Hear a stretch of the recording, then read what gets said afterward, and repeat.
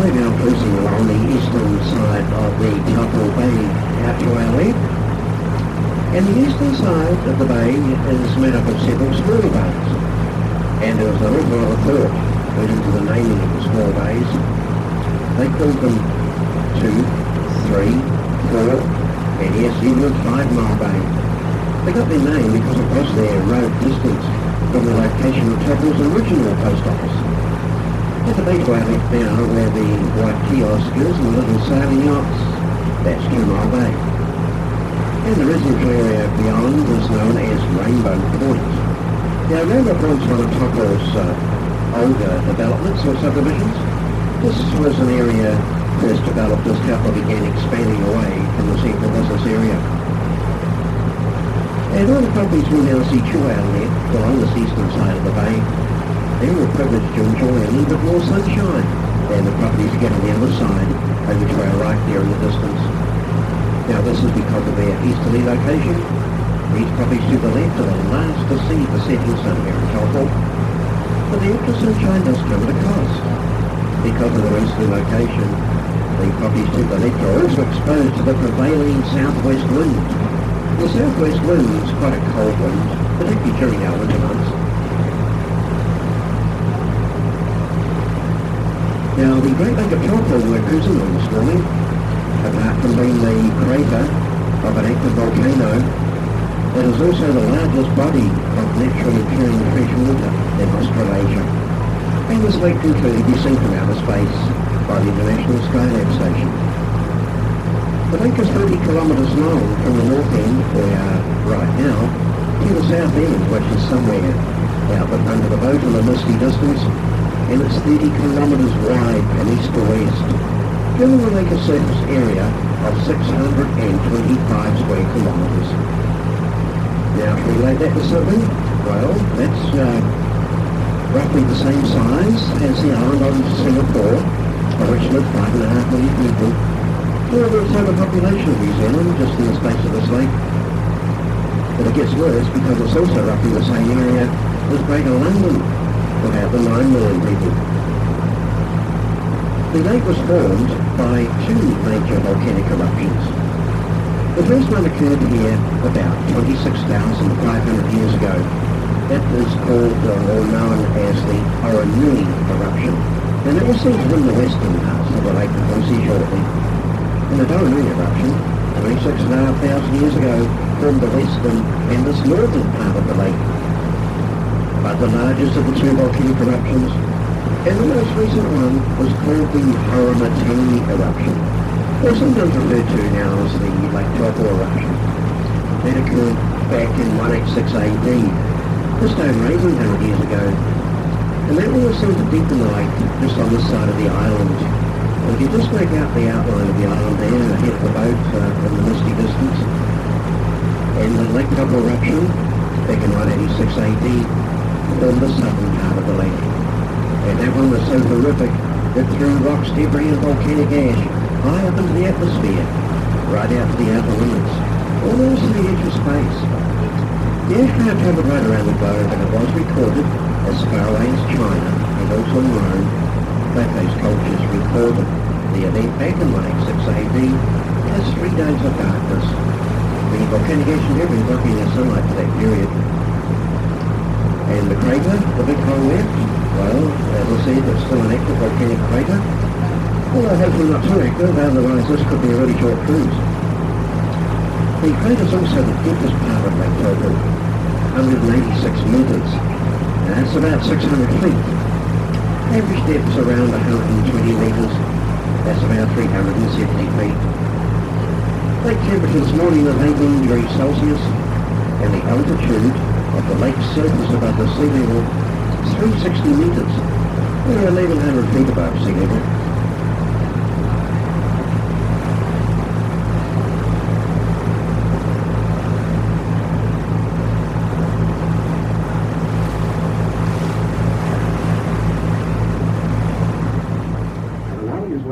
Down the side of their nose. The chiefs or high priests had the horizontal lines, as we see there with the ring. And out to the left are the tani whās, the smaller carvings, One that stands out quite clearly is a large crocodile-looking creature. Now that is a tuatara lizard, a native lizard of New Zealand, which date right back to the Jurassic period on Earth. And they still exist today on some of our offshore islands. Although in their natural habitat they don't grow this big, which is probably quite fortunate. This one's a giant tuatara, and he is the protector of Lake Taupo. Beside him there's another creature which has several heads, arms, legs and tails. That is the protector of all creatures. Now above those two, on the higher level of carvings, there's a bearded man there with long flowing hair. That's our southwest wind, the prevailing wind from Taupo. And the man in front with his hand up is the stopper, the protector, the southwest wind, and he's doing quite a good job today. Not very deep, is it? No.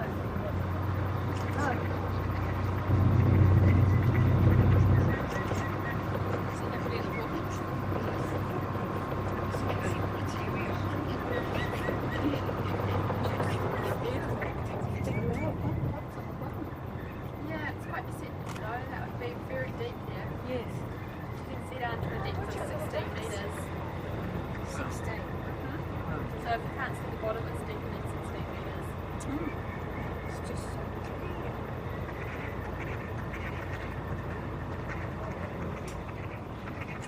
Oh yeah. I like the tennis. See the lizard. This is a How beautiful, the glistening on the water. saying I didn't think this today, but dirty rocks, the animals.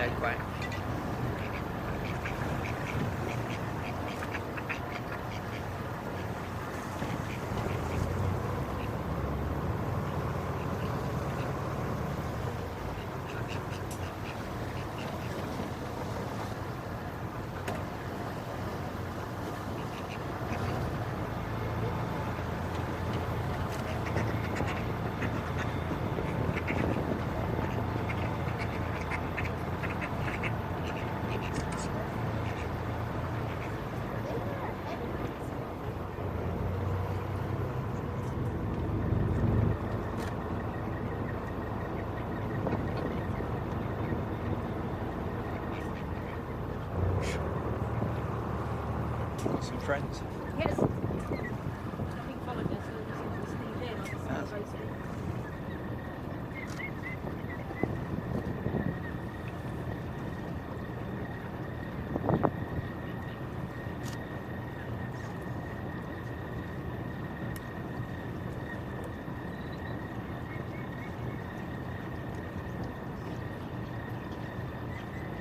It'll be an isolated opportunity when the white yacht comes up in front of Mount Pillarini there. We'll just pull out a little bit and stay close. There should be a couple of good pictures there.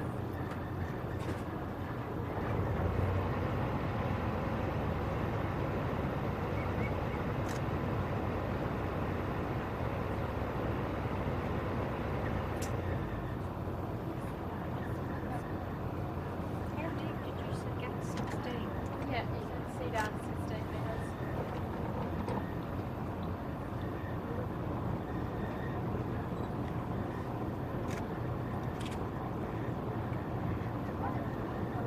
Oh, it's giving up. Yes. I'm never going to see this. Try their luck with the yacht.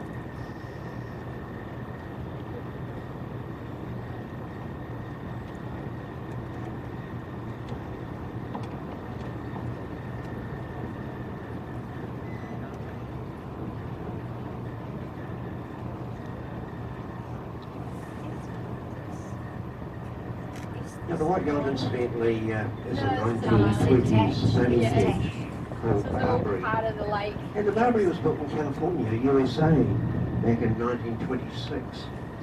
And it is alleged that Barbary was once owned by Errol Flynn. Now, I'm not quite sure who Errol Flynn was. Well, he was a very early movie star, way back in the days of black and white movies. But he was also a great gambler and a womanizer. And it's alleged that Errol Flynn won the shot in a poker game up in the South Pacific Islands. The Barbary was brought down to Taupo many years ago now and has been restored, rebuilt.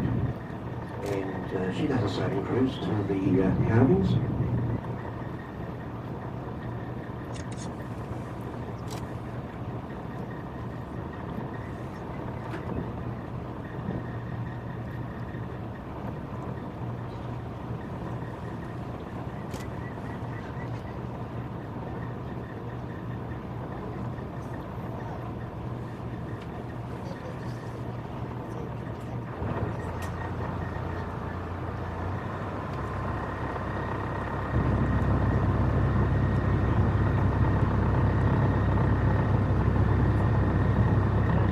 So they're further back up on the hill and have a greater land area, have been changing hands for the several $1 million. Now the downside of living here, apart from the price, it loses the sunshine early in the afternoons, particularly during the winter. But there is an upside, and that is it's very sheltered here from our cool prevailing southwest wind. So much so, some areas of Acacia Bay that are in microclimate tend to be a little bit warmer and milder than that of Taupo.